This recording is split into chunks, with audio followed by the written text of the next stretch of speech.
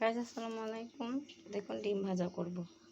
আমি ডিমের ভিতরে এখানে টমেটো, পেঁয়াজ, কাঁচামরিচ আর ধনিয়া পাতা, একটু হলুদের গুঁড়া দিয়ে এটাকে মাখিয়ে নিয়েছি।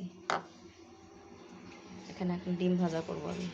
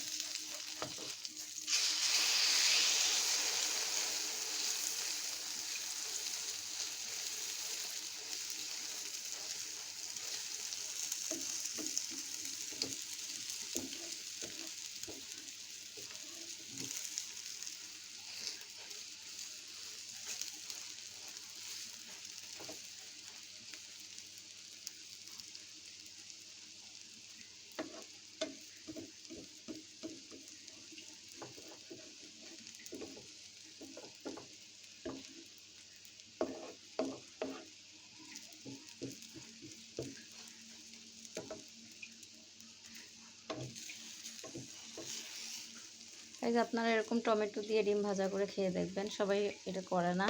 অনেক সময় আমরা পুঁই শাকও দিই এর সাথে, ডিমের মধ্যে একটু আলু কেটে দিই। এভাবে ডিম ভাজা খেয়ে দেখবেন, খুব ভালো লাগে। আল্লাহ হাফেজ।